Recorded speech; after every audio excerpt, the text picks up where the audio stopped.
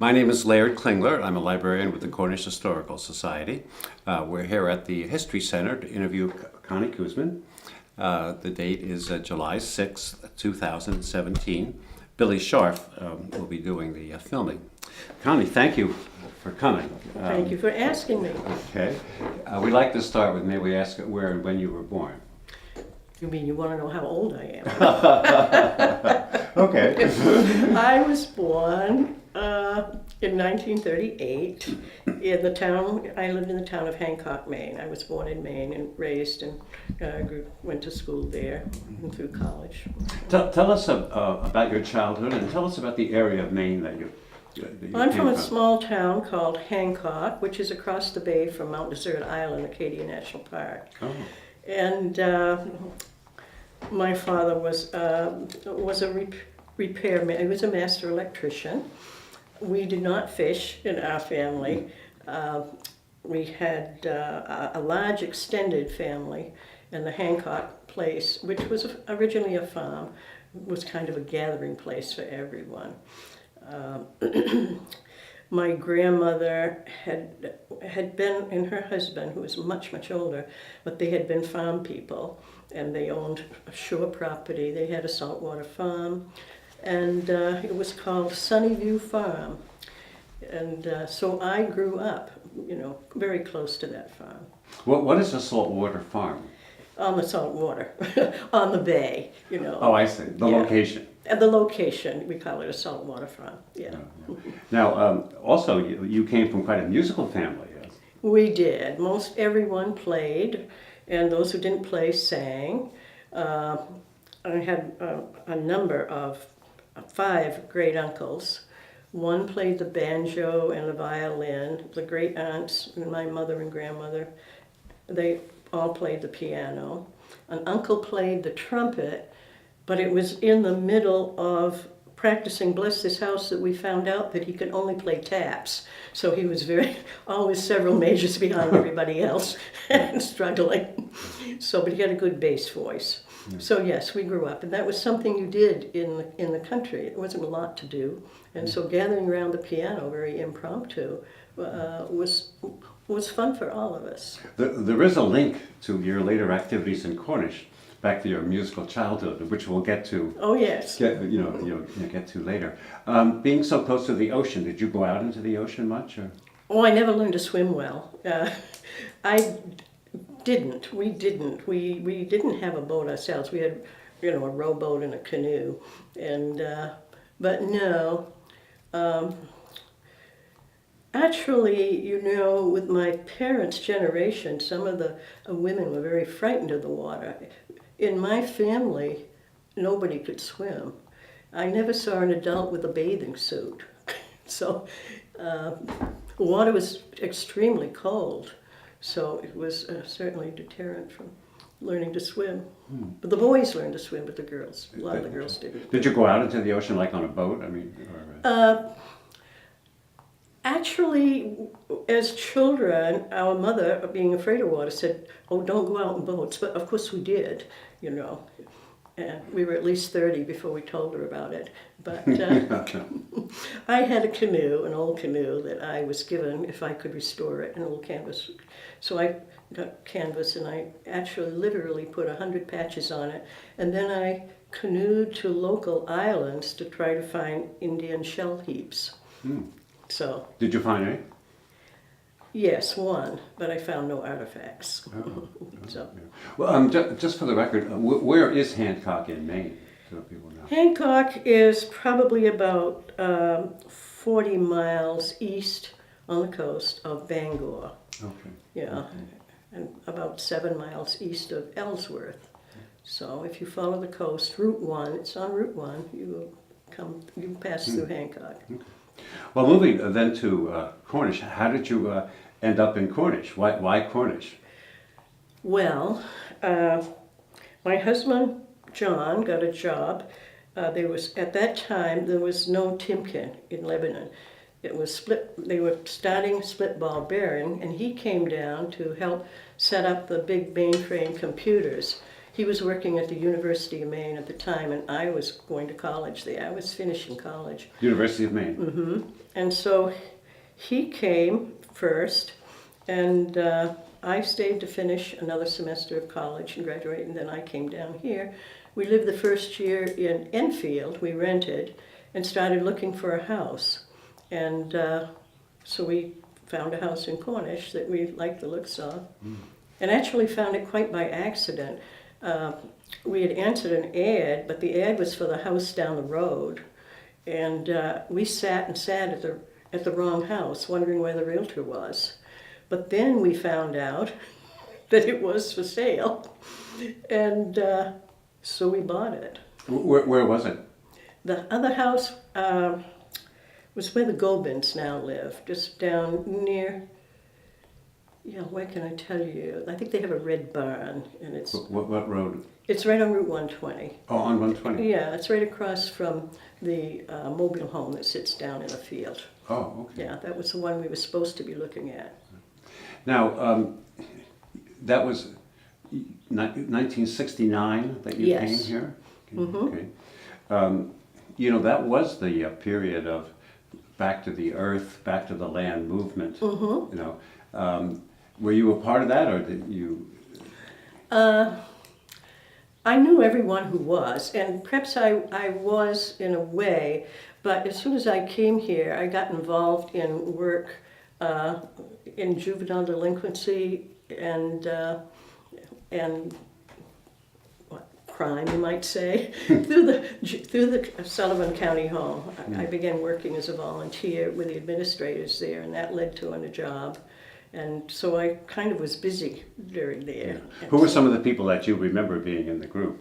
Oh, well, Nancy Whiteman was, and Her husband, Rev.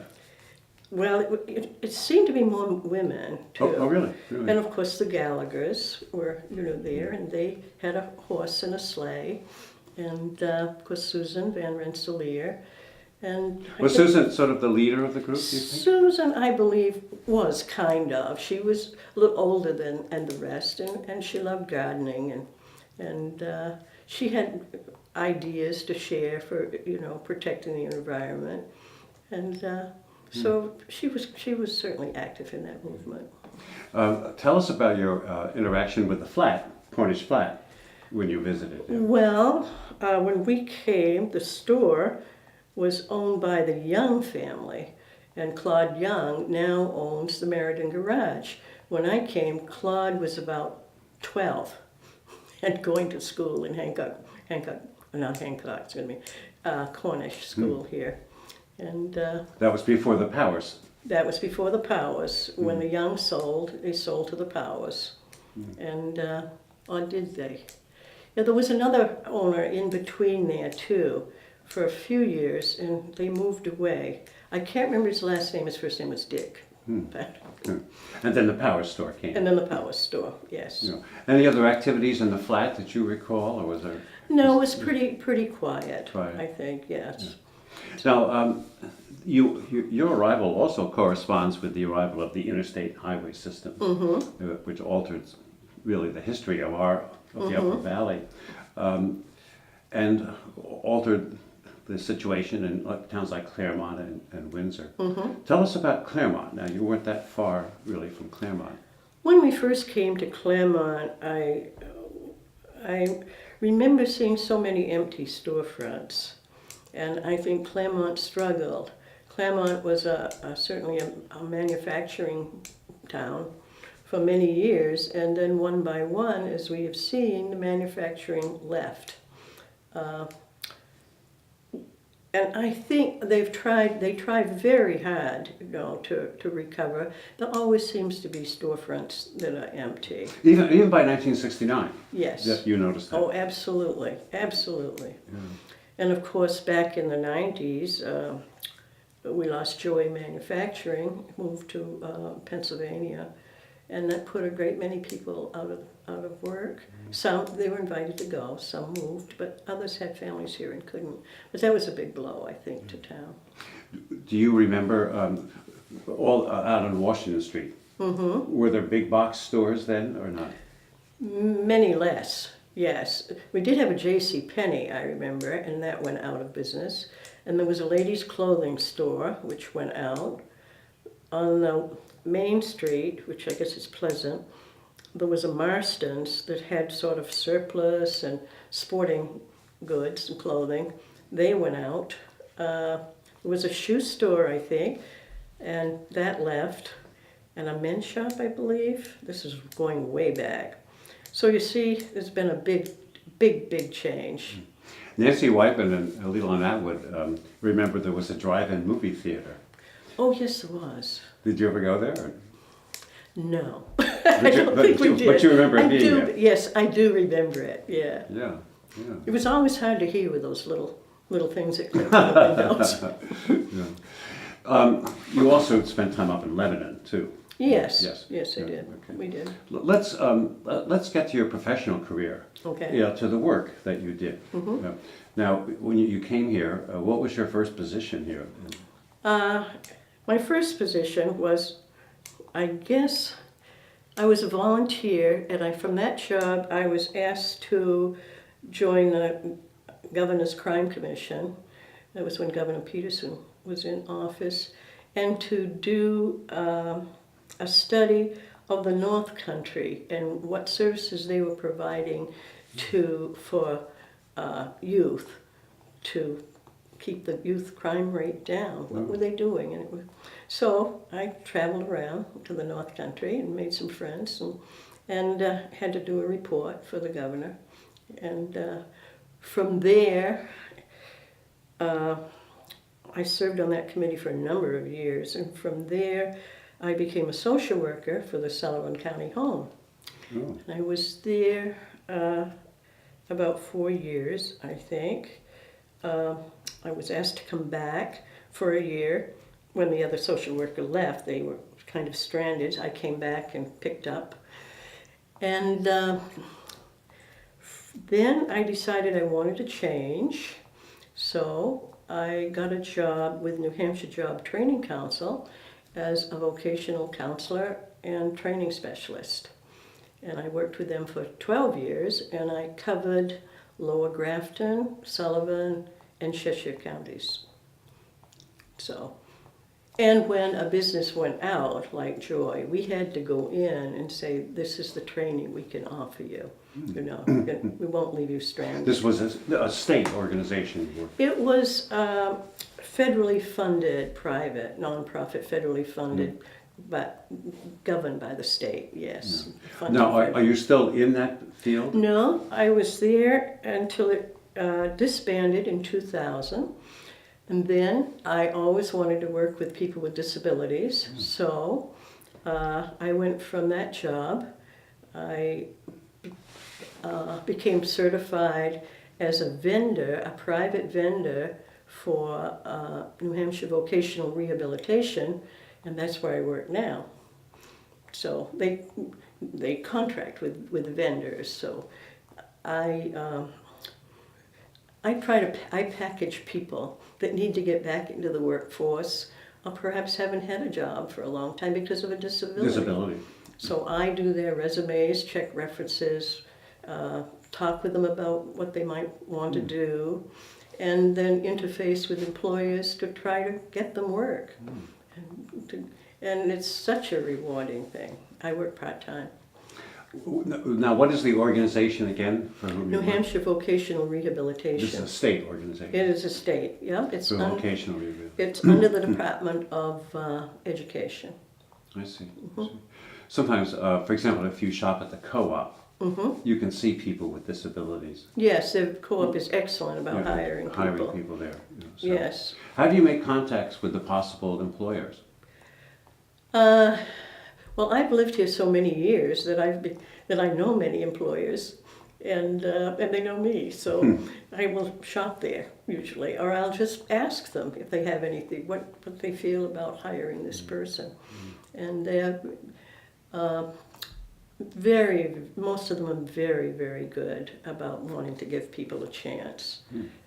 So we I developed an internship program for youth at one time for our state, and I think it encompassed 3 10-hour internships. So the student, who would be anywhere from 16 to 20 or so, would have a 10-hour internship with 3 different employers. And they built resumes that way. And I just kind of loved doing it, and to see the confidence building and how successful it was. So these are people with physical and mental disabilities. Yes, yes, all disabilities. Any disability that keeps somebody perhaps from getting a job or keeping a job.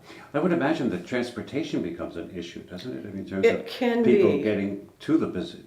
Once you obtain the position, how do they get to work? Well, yes, if they don't have transportation, they have to use public transportation. Yes. And it's hard if you live in Canaan or Enfield. It can be done, and people do it. It's easier if they live right in town. And it's easier if they live in the Upper Valley in the Lebanon area than if they live in Claremont. It's much harder in Claremont. Why is that? Claremont, it's harder. There are less job opportunities in Claremont. And what can I say? Transportation is often difficulty, but there just aren't that many jobs available as consistently as there are in Lebanon. And it can be generational of people who've been out of work and their parents have been out of work, or they have worked in manufacturing. There's no manufacturing. They have limited skills. They need to learn new skills to keep up with technology, and it's hard. How do you provide educational opportunities for people then to learn these skills? Well, we can send them back to school. We do a marketing review and say what is this person's skills, and how can we match it with the employment that's available in the area, and what do they need to learn to be able to get a job here. With many, it's computer skills. But we also do certificate programs. We've certainly given certificate programs in nursing, in LNAs, licensed nursing assistants. And what else do we do? Paralegal we've done. There are many avenues. It depends on a person's interest and their abilities. The healthcare field seems to be expanding all the It time. is, and that's a good field to get into. Are you able to place people in, Yes. say some nursing homes or something like that? Yes, absolutely. In fact, that's kind of been a specialty of mine, to get people into the healthcare field. Okay. Yeah. Well, many of these skills you brought to Cornish in your position as head of general assistance. For how many years were you? 23. 23 years. Yes. Really? That was pretty much a volunteer position for you. Totally for me. 23 is a volunteer. Yeah. I think you did get some expenses, right? I mean, but. I don't think we had. No, we had. We mailed out letters, but Right, we don't bill for that. Sure. And if you had to have some copies made, usually had a copy machine at home, or if you had a lot to make, the town office would make them. Well, tell us about your 23 years. That's quite remarkable. Tell us about your time then for 23 years in Cornish with general assistance. Interesting, I could say. I think over the years, we've seen more and more people call upon general assistance. And perhaps it's more well known, it's more visible now. It's been tough for a lot of young single moms sometimes.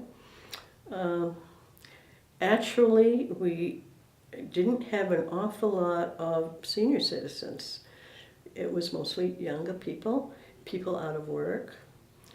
Some people had a disability, and couldn't go back to work for quite a while. In this state, which is different from Vermont, we have guidelines. So we have to, each welfare general assistance director can set up their own, or her own guidelines, and then you go by that, like, if you make this much money, you're eligible for housing assistance, this much. And I think one of the most, a very necessary piece of that work is to be a good resource for people. Because many times you can refer them out to the various county and town and state agencies that can provide assistance and direct assistance, especially in financial needs. And Where do the financial resources come from that you would have? the town, in our town, the town has to appropriate the money. So I think under Vermont it may be state-run, but each town in New Hampshire appropriates money. So Has that ever been an issue in Cornish where you haven't had enough? Or, no, it's all, and by law, if we run out of money, but we haven't run out of people in need, then the town has to appropriate more money from somewhere. We have several trust funds that people have left in our town, and the selectmen have the authority to take money from these trust funds and transfer it into the general assistance fund and keep us going until the town meeting, and then we can ask for more money. So you, as the head of general assistance, would have to go to the select board You did, to yes. request that Yes. these endowed funds be used. But other things we did too was find resources that people could use, like hearing aids. Medicare does not pay for hearing aids, and they're very expensive. And there is in Concord, there is an agency that will help with funds when they have any to assist people to buy hearing aids. Now, fuel assistance, there is a federal program. Now, did you tap into the federal program, or how did that work with? We send people to Southwestern Community Services, and they run the fuel assistance Do program. they get the money from the federal government for that? I think so, but I'm not sure. Yeah, I know there's a federal Yes, program. yeah. Yeah, so Southwestern Community Services. They do that now, Would yes. They have handle a that, fuel assistance person that does those cases. We do some fuel assistance in Cornish with our neighbor to You neighbor do? firewood. Oh, that's been We have wonderful. the firewood project where people can come. And I can't say enough about the neighbor to neighbor and how closely we worked with them. We, as the director of general assistance, I was often calling the municipal attorney. We could get free legal counsel in Concord from municipal attorneys. And the municipal attorney there, whom I usually talk to, said that Cornish was wonderful in the services they provided. And she had never heard of a neighbor to neighbor and the good that they were doing. And so your fame spread far and wide. You know, I would say that every time we have a firewood project, you're always there for Just with refreshments with the refreshments. cookies, so you always help that way. You know, it's very interesting for me personally, having come from central New Jersey, in that I associated poverty with the cities and with minority groups. Up here, there is rural white poverty. Absolutely. You know, which was, for example, for me, it was new. But, you know, Cornish is an affluent community, but we do have these pockets, don't we? We certainly do. Yeah. We certainly do. When I first began my job with New Hampshire Job Training Council, I did on-site visits sometimes, and I would go up back dark stairways, you know, where people were living in very tiny little apartments, dark, and with minimal assistance. And I got a good look. I thought it was like this in Cornish. It is not. Even in towns like Claremont and Newport, people struggle. Were you ever in any dangerous situations? Yes. Or ones that you could tell us? Well, back in New Hampshire, in the job training, in days, not in the welfare. No, never. One time we did have people who were very strange, and I was advised to have a police escort, and I refused. I said it will be fine. but there were a lot of drugs involved. Drugs? And Yeah. I think mental issues. So that it was fine. Do you encounter today drug issues with people that you try to help? Sometimes, yes. Usually, by the time I get people, they have gone through a rehab program. I see. So, but certainly, this area, Windsor, Claremont, place around here, drugs are a big problem. In Maine, drugs are a big problem. In Maine, also. Yes. Yeah. Yeah.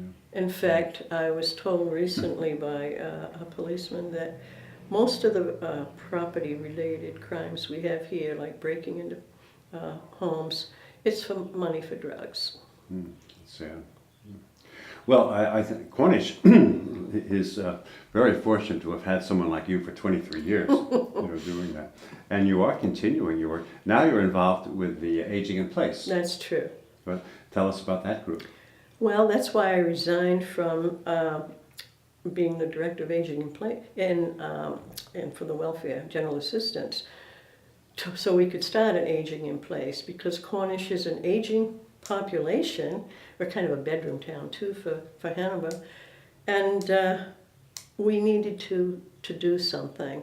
Actually, it's a movement that's sweeping the country. It's very practical and being pursued in Europe as well, because I read something about England the other day and how aging in place was important to them, because the country cannot afford more nursing homes and they can't afford to put people in them. So here, as long as people can remain in their homes and be comfortable and safe, then we want to promote that. And more towns are getting Aging in Place committees going. And our first project, we've been doing this 3 years now. Our first project was to get out a great brochure of the resources. And many thanks to Barbara Jones, who did our graphics for almost nothing because she liked Cornish. Nancy Newbold worked very hard on that, and everybody put in something. And we've gotten excellent comments from both Vermont and Maine. I've sent them around to Maine, and they've kind of become a model for other towns. That reminds me, I'm going to take advantage of our friendship and say that as the librarian here, we don't have a copy of that. Oh, you don't? Oh my goodness, I'll get you one immediately. I would like to get one from you so I could catalog it and absolutely. I personally at my home, I got one, but I just when you were speaking, I realized that I don't have one. Oh, we here. love to show it off. You can have as many as you want. Now, you're on the committee, of course, with this. I facilitate it, yes. You are what? The facilitator. Facilitator. For that? Yes. I see. The issue of a community nurse has come up in relation to Aging in Place. Heartland has, for example, done that. What about Cornish and Plainfield for that? It's something we're looking into. Martha co-chairs and co-facilitates with me, Martha Zorhai. And we are, as a committee, looking into that. And we have had Lori Harding, who was a nurse who was certainly involved in that specific need in communities. She came to speak to us, and I think this is we have things to iron out. Whether we will go with Plainfield or remain a separate entity, we're not sure yet. It depends on how we can bill, the billing, And most towns have very few hours allotted. And actually the nurse can take vital signs and say, are these people eating well? Are they taking their medicine? Do they need intervention? And I'm hoping I think we do need it, but in order to justify funds, at least from the town, we're going to have some real hard proof too. In terms of the need? Yes, yes. Whether people would use it. Would people? Yeah, I think people would. Yes. And how do we distribute fairly the services of the nurses between people who need them.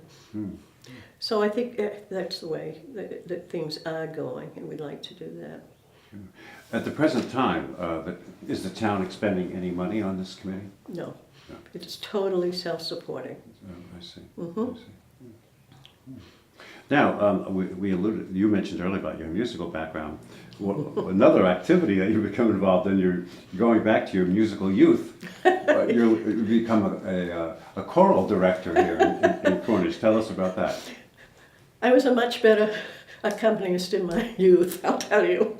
I was a better sight reader. Now, yes, it seemed like town felt kind of down. People felt kind of down in January. We had a change of administration, and the winters are long and dark and can be depressing. So it seemed like getting a singing group together would lift people's spirits. And to include everybody, we wanted to make sure that no talent was needed. No talent whatsoever. You could walk in and walk out as you wished. And even if you couldn't carry a tune, it doesn't matter. Come for the friendship, come for the hot cider and the cookies, which we always have. So I got an old keyboard, a small one, from Nancy Whiteman, and we'd carry it over on the first Sunday of each month for 4 months. And people would drop in, and some people I had never seen would come. I must say, though, that the male attendance was appalling. Nobody... We had a couple men for the first one, and then they kind of vanished. We did get Pat Pinkston-Burt for the last one. He had a nice voice, so No tenors or no baritones then? No, mostly sopranos and altos. And where did you meet? Pardon me, we met at the meeting house, yes, and it all came about too because the meeting house committee had an open house to say how can we use this? How can we best use this nice building we have, and we've painted it and it has renovations, and they got state grant money. We need to justify, we need to bring people in. So weren't many ideas came up, so singing seemed to be an easy one because it didn't require anything except somebody to play and have a little keyboard and voices. And so we just kind of did it. And it was great fun. It was great fun. We moved the chairs around so it would be kind of in a... You were up in what was the sanctuary? No, we would have frozen up there. Oh. We stayed down in the lower part. That's where the Historical Society would... Yes, it was much easier to heat. Oh, I see the lower part, yes. Yeah, it was much easier to heat. And that wasn't easy when it was below zero. One time it was, I think, 50 or 50 down low 50s. Really? Yeah. And it was very, the singers, we all kept jackets on and my hands were like stiff. It was hard to get a chord with hands that were iced. Well, that was fun. That was all because of you. It was very much fun. We enjoyed it a lot. We're getting towards the end of the things I want to cover. But it is interesting with your life because you still have the link to Maine. I do. We do. My sister and I still own the family homestead that was my grandmother's.